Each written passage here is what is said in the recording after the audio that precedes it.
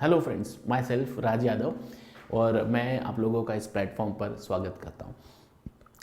कहते हैं ना कि ज़िंदगी में अगर हमें जीना है तो कुछ ना कुछ करते रहना चाहिए, क्योंकि बिना कुछ किए हमारी ज़िंदगी जो होती है एक अधूरी किताब जैसी हो जाती है, जिसके कुछ पन्ने सादे रह जाते हैं और कुछ पन्नों पर आधी कहानियाँ लिखी होती हैं, और आधी कहानियाँ हमें कहीं और किसी ओर नहीं ले जाती हैं। एक कहावत है ना, कभी भी हौसला मत खोना ए मुसाफिर चलने वाले, कभी भी हौसला मत खोना ए मुसाफिर चलने वाले, क्या पता मंजिल ने भी तेरे हौसले का ही बहाना बना लिया हो, मंजिल ने भी तेरे हौसले का बहाना बना लिया हो। यानी कि अगर आप सपने लेकर किसी एग्ज़ाम की तैयारी करते हैं तो वो जो सपना है वो आपकी मंजिल है, वो एग्ज़ाम का जो रिज़ल्ट है वो आपकी मंजिल है, और आपको उसे पाना ही चाहिए। और इसे पाने के लिए हमें चलते रहना होगा, इसी का नाम ज़िंदगी है। तो दोस्तों, मैं राज यादव आप लोगों का स्वागत करता हूं इस प्लेटफॉर्म पर, निर्माण IAS के ऑनलाइन क्लासेस में। और मैं अभी जो पोर्शन कवर करने जा रहा हूं वो आप लोगों के सामने है। अर्थशास्त्र में कवर करूंगा, प्रश्न पत्र 2 इकाई 1 और खंड ब में जो भी टॉपिक्स होंगे वो यहाँ पर कवर किए जाएंगे। हाँ, यहाँ पर सिर्फ और सिर्फ मेंस से रिलेटेड चीज़ों को हम कवर करेंगे। तो तो जैसे कहा जाता है ना, हाँ,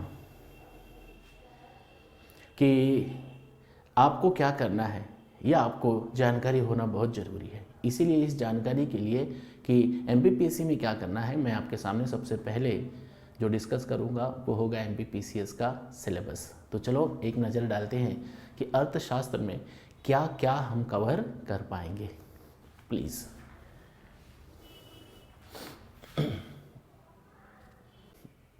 और इस पूरे के पूरे हम कहते हैं ना कि हमारे सफ़र में MPPCS के क्या क्या कवर किए जाएंगे और किन मुद्दों पर हम बात करेंगे, किस प्रकार से किन मुद्दों से कैसे प्रश्न उठाए जाते हैं। हमें केवल अपनी मेहनत करने की ताकत बढ़ानी है, सफलता का मिलना तो तय है। मैं क्या कह रहा हूँ, ध्यान से सुनिए। हमें केवल अपनी मेहनत करने की ताकत बढ़ानी है, सफलता मिलना तो तय है। तो मेहनत करने की जो ताकत है ना वो आपको बढ़ानी होगी, लेकिन किस तरीके से, किस तरीके से, क्या हम सही दिशा में जा रहे हैं और उस सही दिशा में जा रहे हैं या नहीं, इसको जानने के लिए हम एक बार सिलेबस की ओर नज़र डालते हैं। तो पहले आपने यहाँ पर देखा होगा भारत में कृषि। सबसे इम्पोर्टेंट चीज़ जो हमारे सामने नज़र आती है वो ये है कि भारत में जो कृषि है उसका योगदान क्या है, यानी कि उसका योगदान क्या है, किस में, GDP में योगदान क्या है। अगर आप ध्यान से देखोगे तो सिर्फ और सिर्फ GDP में ही योगदान नहीं, क्या भारत के अंदर आपको लगता है कि कृषि ऐसा क्षेत्र है जो लोगों को रोजगार भी प्रदान करा सकता है? तो बिल्कुल सही आपने सोचा कि भारत में कृषि एक ऐसा क्षेत्र भी है जहाँ लगभग 52% लोग इस पर निर्भर हैं। क्या इस क्षेत्र में कुछ कमियां हैं, और हैं तो उन कमियों को कैसे पूरा किया जाए, वो सारा का सारा चीज़ हम इसमें देखेंगे। क्या नई तकनीकों का उपयोग किया जा रहा है, किस प्रकार से कृषि को उन्नत बनाया जाएगा, वो सब कुछ यहाँ पर हम देखेंगे। हम ये भी देखेंगे कि कृषि से एक्सपोर्ट और इंपोर्ट पर क्या असर पड़ता है, कितना % भारत जो है कृषि का उपयोग करके, भारत जो है कृषि का उपयोग करके विदेशी मुद्रा अर्जित करने में कामयाब होता है। उसके बाद हम देखेंगे उद्योग क्षेत्र को।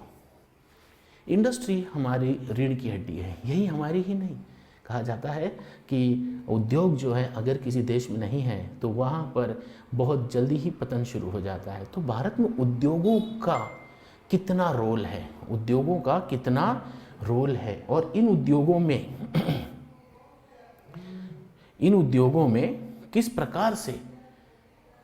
प्रकार से बढ़ोतरी की गई है, क्या इनके अंदर, इनके कानूनों में कोई बदलाव किए गए हैं, किस प्रकार से तकनीक का उपयोग करके उद्योग में रोजगार को बढ़ावा दिया गया है, किस उद्योग को ज़्यादा बढ़ावा दिया जाए, किस उद्योग का आयात और निर्यात में सबसे ज़्यादा हिस्सेदारी है, क्या कई कानूनों को लाए गए, जैसे कि कंपनी अधिनियम 2013 को लाया गया है कंपनी अधिनियम 1956 की जगह पर।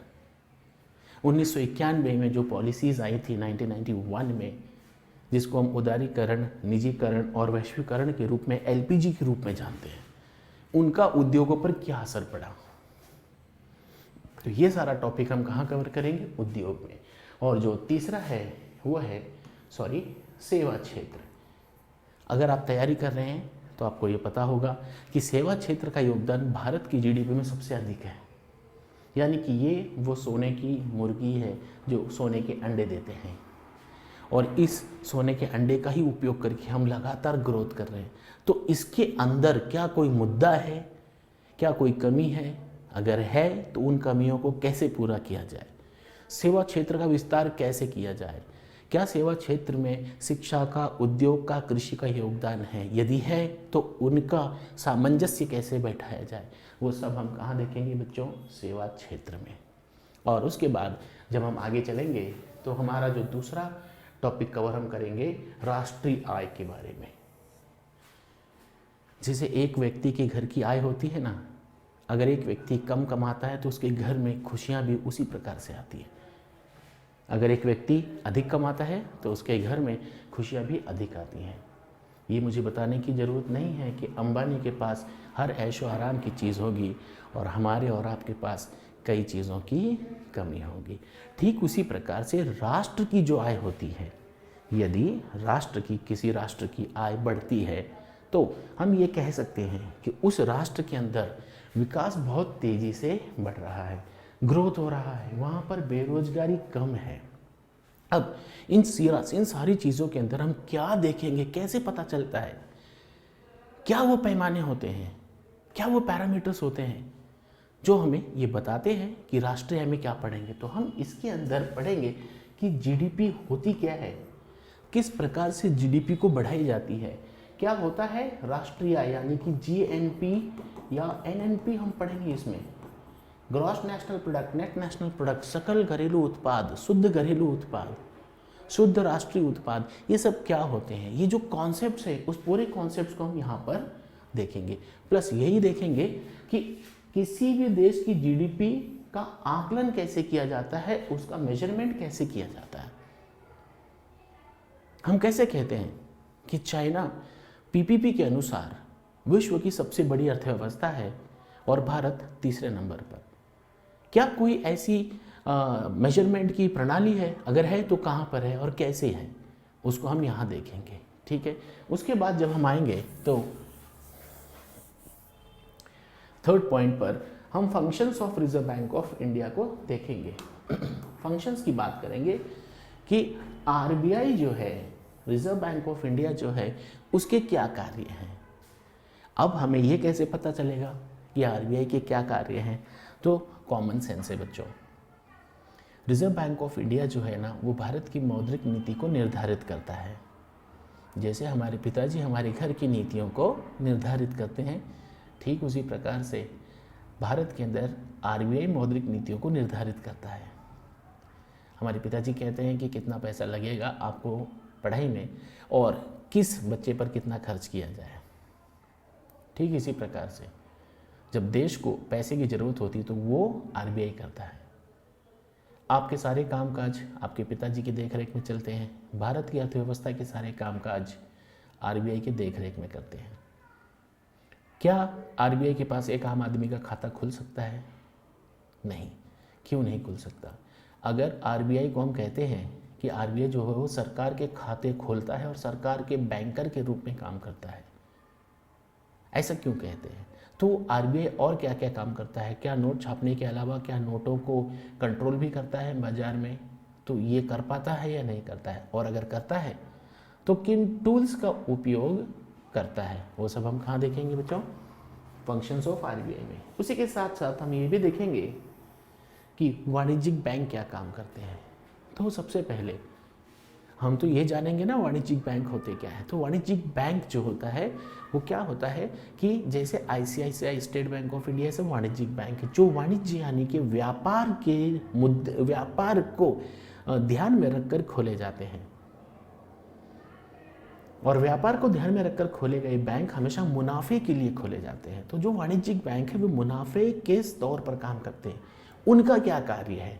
जैसे आपने सुना होगा कि आपको घर लेना है और घर लेने के लिए पैसे नहीं है आपके पास, तो आप क्या करेंगे? आप कर्ज लेंगे। किससे बैंक लेंगे? वाणिज्यिक बैंक से।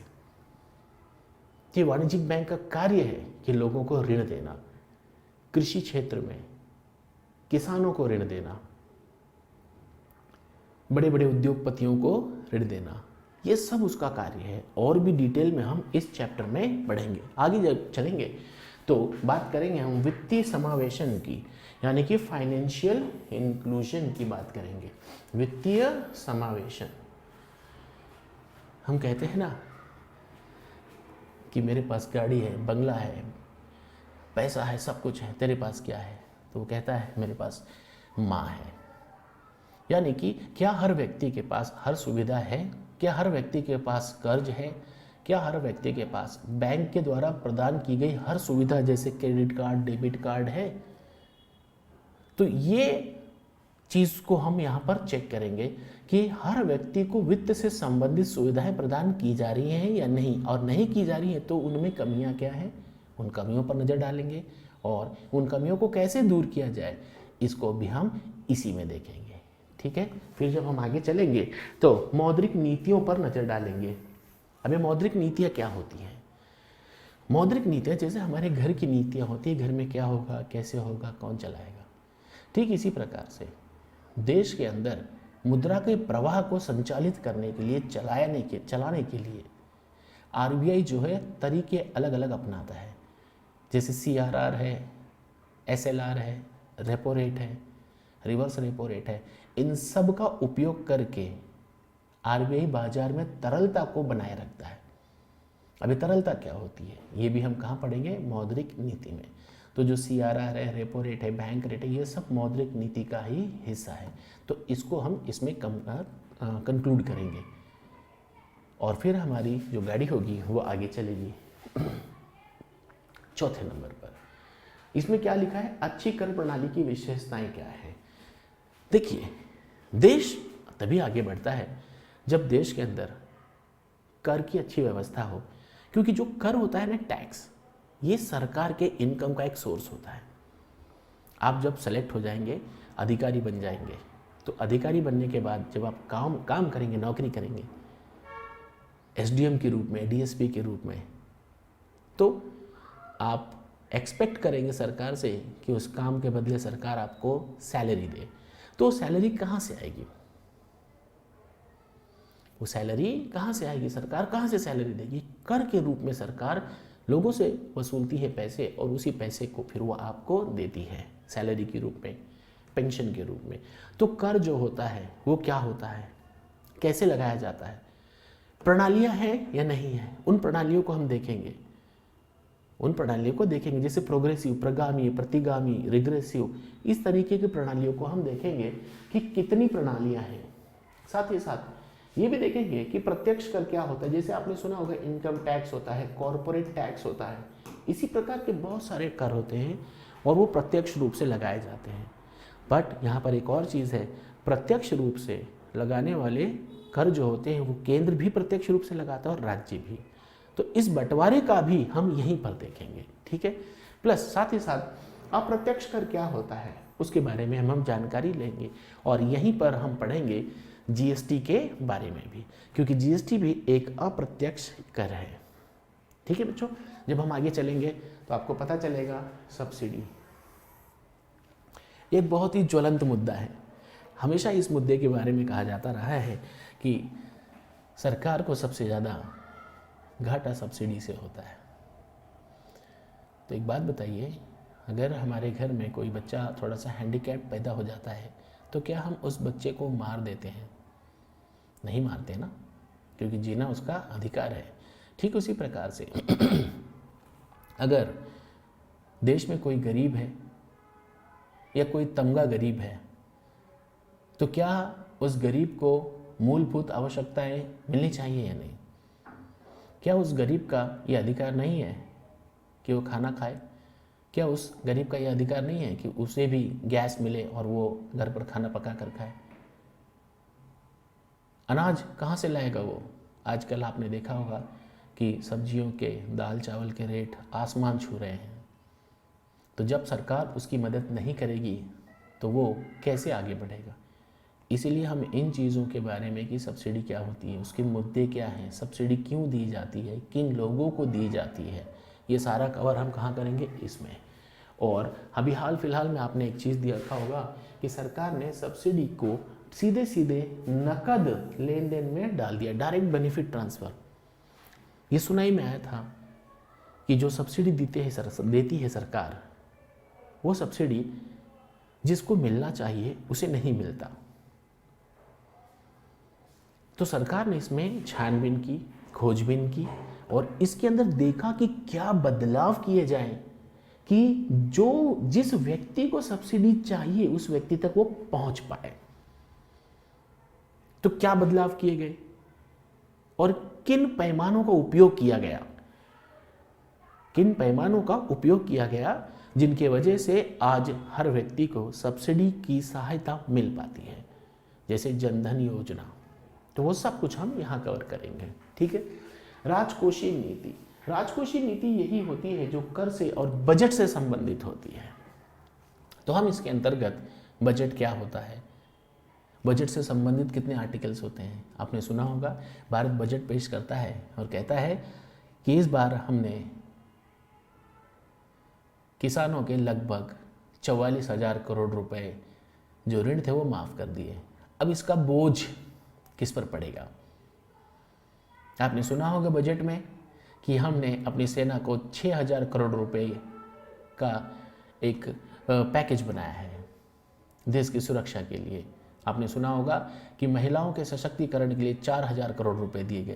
तो ये पैसा आता कहाँ से है, ये पैसा आता कहाँ से? ये सारी चीज़ें, ये नीतियाँ हम कहाँ पर पढ़ेंगे? राजकोषीय नीति में। फिर उसके बाद जब हम आगे चलेंगे बच्चों, तो हम आगे क्या चेक करेंगे वो अब देखिए। लोक वितरण प्रणाली। भारत बहुत बड़ा देश है, तो सिंपल सी बात है गरीब भी बहुत होंगे। तो गरीबों तक अनाज पहुंचाने के लिए सरकार ने एक व्यवस्था की शुरुआत की, और जिस व्यवस्था का नाम है जन वितरण प्रणाली, पब्लिक डिस्ट्रीब्यूशन सिस्टम।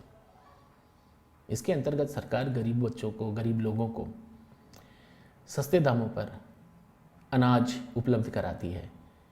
अब इस उपलब्ध कराने के पीछे कई प्रॉब्लम्स आ जाते हैं कि क्या जिस व्यक्ति को अनाज उपलब्ध कराया जा रहा है उसे मिल रहा है, क्या उस क्वालिटी का मिल रहा है, क्या उस मात्रा में मिल रहा है। अब ये सारी चीज़ों का हम कहाँ पर देखेंगे? इसमें देखें क्या उसमें कहीं करप्शन तो नहीं है, भ्रष्टाचार तो नहीं है, कहीं लीकेज तो नहीं है, अगर है तो उसे ठीक कैसे किया जाए, वो सब हम जन वितरण प्रणाली में देखेंगे। उसके बाद जब हम चलेंगे आगे तो भारतीय अर्थव्यवस्था की वर्तमान प्रवृत्तियां एवं चुनौतियों को देखेंगे। यानी कि इसके अंदर हम ये चेक करेंगे कि भारत इस समय कहाँ जा रहा है। प्राथमिक क्षेत्र आगे बढ़ रहा है, बेरोजगारी आगे है या गरीबी आगे है, या गरीबी कम हो गई, बेरोजगारी कम हो गई। तृतीय क्षेत्र आगे जा रहा है, द्वितीय क्षेत्र आगे जा रहा है। कृषि का योगदान भारत में कितना परसेंट है, 1947 में कितना परसेंट था, आज कितना परसेंट है। ये जो प्रवृत्तियां है ना, ट्रेंड्स, क्या कृषि का योगदान बढ़ा है या घटा है, कितना बढ़ा है, कितना घटा है, ये सब कहाँ पता चलेगा? ट्रेंड्स में पता चलेगा। और अब हमें जब ट्रेंड पता चल जाता है, मान लेते हैं उदाहरण के तौर पे कि 1947 में भारत में जो है 40% जीडीपी का योगदान, मान लेते हैं उदाहरण है ये, जीडीपी में योगदान एग्रीकल्चर का था, कृषि का था, तो 2021 में अगर ये घटकर 14% के आसपास आया है तो उसके अंदर क्या चुनौतियां हैं, किन चुनौतियों का हमें सामना करना पड़ेगा, और किन चुनौतियों का सामना करेंगे तो हम इस जीडीपी के अंदर एग्रीकल्चर का योगदान बढ़ा सकते हैं। जिसे ट्रांसपोर्टेशन है, वेयर हाउसिंग है, भंडारण है, फूड कॉरपोरेशन ऑफ इंडिया है, उन्नत किस्म की बीजों को लाया जाएगा तो प्रोडक्शन इससे बढ़ जाएगा। ये सारी चीज़ें हम कहाँ देखेंगे बच्चों? इसमें। और उसके बाद जैसा कि आप सभी को पता है कि हमें ऐसे देश में रहते हैं जहाँ गरीबी बहुत है, तो गरीबी की परिभाषा, गरीबी कितने प्रकार की होती है, गरीबी के कारण क्या है और गरीबी के निवारण क्या है, ये सब कुछ हम यहाँ देखेंगे। और गरीबी हटाने के लिए सरकार के द्वारा क्या कदम उठाए गए हैं, क्या योजनाएं लाई गई हैं, और फिर जब हम योजनाएं देखेंगे तो उन योजनाओं की चुनौतियाँ भी देखेंगे, और साथ ही साथ ये भी देखेंगे कि योजना को लाने के बाद भारत में कितने प्रतिशत गरीबी कम हुई है, या हुई है या नहीं हुई है। उसके बाद भारत, एक और चीज़ हम देखेंगे, बेरोजगारी। बेरोजगारी क्या होती है, कितने प्रकार की होती है, कैसे दूर की जाए, सरकार ने क्या कदम उठाए हैं भारत में बेरोजगारी को ख़त्म करने के लिए, इन सारी चीज़ों को हम देखेंगे। और ये सब कुछ चीज़ों को देखने के लिए हमें ये पता होना चाहिए ना कि हम इसको कैसे ठीक करेंगे। क्षेत्रीय असंतुलन, ये भी एक बहुत इंपॉर्टेंट मुद्दा है। हम कहते हैं ना कि महाराष्ट्र जो है वो एक औद्योगिक राज्य है, बड़ा राज्य है, उसके अंदर नौकरी ज़्यादा है, गुजरात में लोगों को नौकरी मिलती है। तो फिर हम जब मध्य प्रदेश की बात करते हैं तो महाराष्ट्र यहाँ तो मध्य प्रदेश यहाँ क्यों है? क्या मध्य प्रदेश भारत का हिस्सा नहीं है? है ना? तो कहीं ना कहीं कुछ चुनौतियां होंगी ना, कुछ दिक्कतें होंगी कि महाराष्ट्र आगे है और मध्य प्रदेश, झारखंड, बिहार, जो लैंड लॉक स्टेट्स हैं, छत्तीसगढ़ है, ये सब पिछड़े क्यों हैं? तो आपको पता चलेगा कि जो क्षेत्र होता है उसमें असंतुलन है। जैसे आपके मध्य प्रदेश में आपके यहाँ पर आसानी से खनिज पाए जाते हैं, लेकिन उस खनिज का दोहन करने का तकनीक हमारे पास नहीं है। महाराष्ट्र में व्यापार बढ़ने के पीछे एक कारण है कि वो एक कोस्टल रीजन है, वहाँ से विदेशी व्यापार ज़्यादा होता है। तो जो क्षेत्र में असमानताएं हैं क्यों हैं और उनको कैसे दूर किया जाए, इनके बारे में हम कहाँ देखेंगे? क्षेत्रीय असंतुलन वाले हिस्से में। फिर हम आगे बढ़ेंगे तो हम देखेंगे कि अंतर्राष्ट्रीय, हम क्या देखेंगे? भारत का अंतर्राष्ट्रीय व्यापार एवं भुगतान संतुलन। अंतर्राष्ट्रीय व्यापार हमारा किन देशों के साथ और किन वस्तुओं में व्यापार होता है? भारत के पास कितना बड़ा विदेशी भंडार, विदेशी मुद्रा का भंडार है, वो कैसे बढ़ाया जाएगा? आपने सुना होगा अवमूल्यन, डिवैल्यूएशन। अवमूल्यन के जरिए हम व्यापार को कैसे बढ़ाते हैं? क्या भारत के रुपए की कीमत गिराकर हम अपने व्यापार को बढ़ा सकते हैं? और हम क्यों गिराते हैं? तो कितना व्यापार बढ़ता है? क्या इससे नौकरियां आएंगी?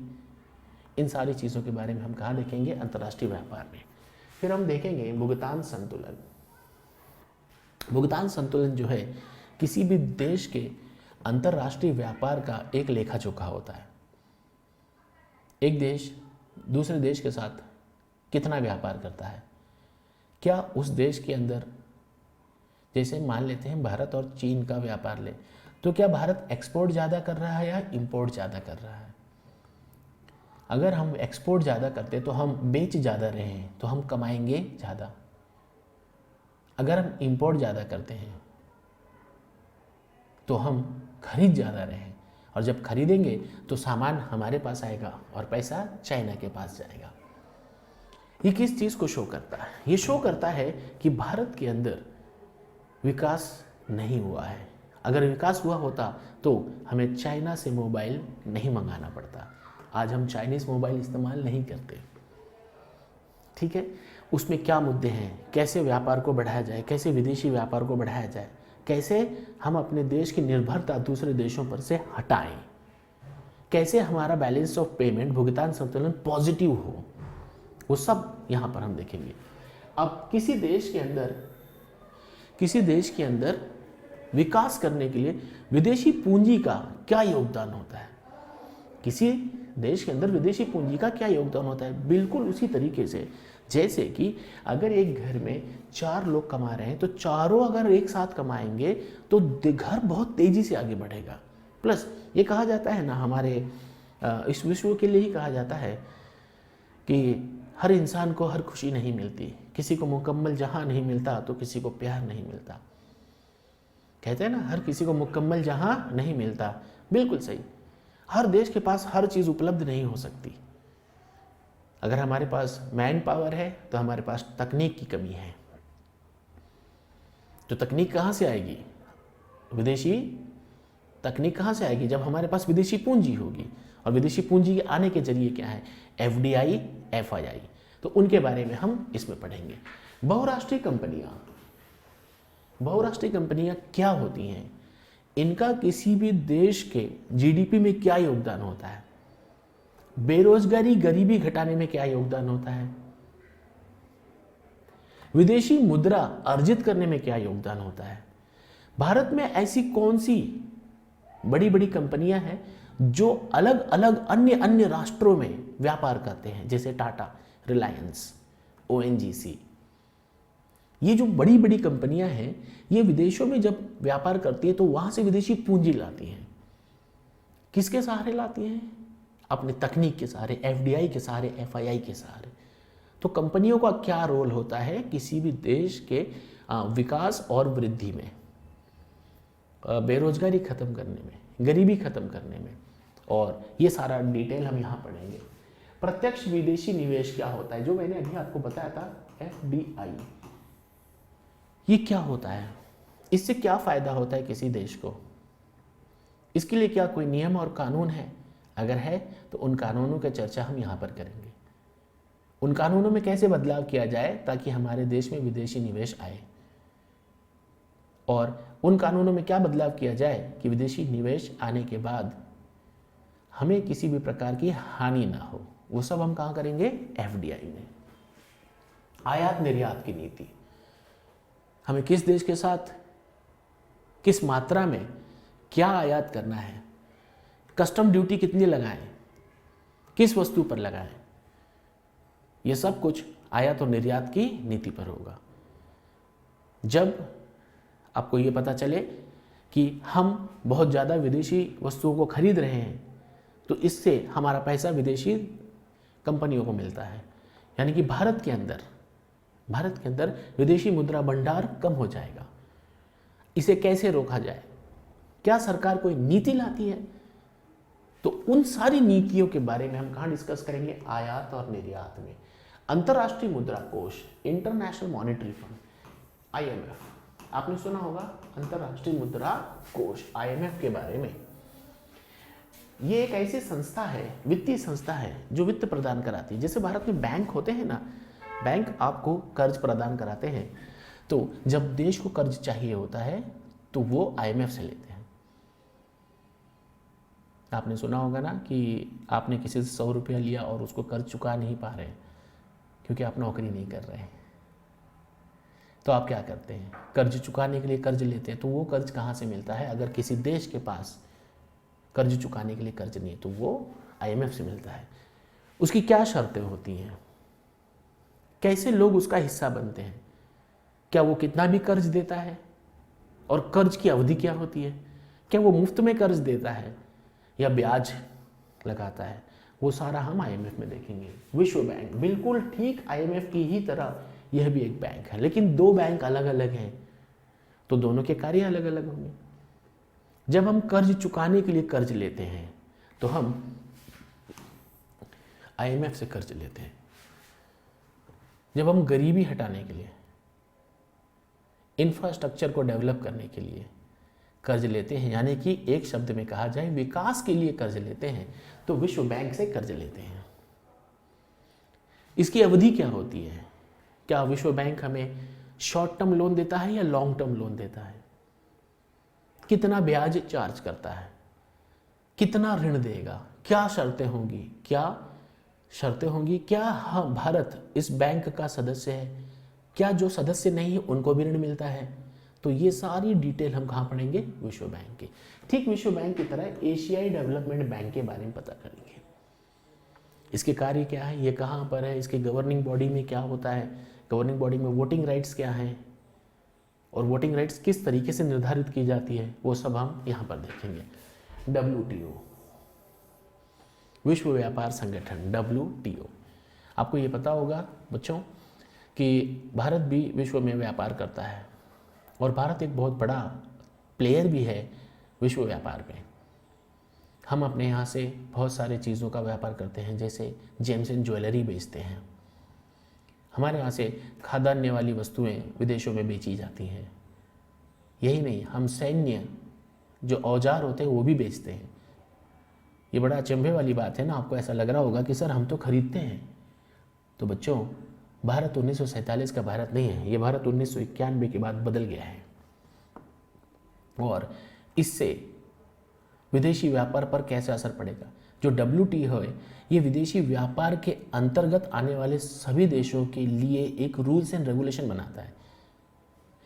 विश्व में जो व्यापार है उसको नियंत्रित कैसे किया जाए, कोई देश किसी देश को ठग न ले या कोई देश किसी देश को गलत व्यापार के तरीका का इस्तेमाल करके किसी देश को गरीब न बना दे।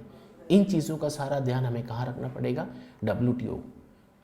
और WTO ही वो संस्था है जो कृषि में सब्सिडी वाली जो प्रॉब्लम्स आ रही हैं उससे संबंधित यहीं पर हम डिस्कस करेंगे। Green box, blue box, amber box, सारे डिटेल यहाँ पढ़ेंगे।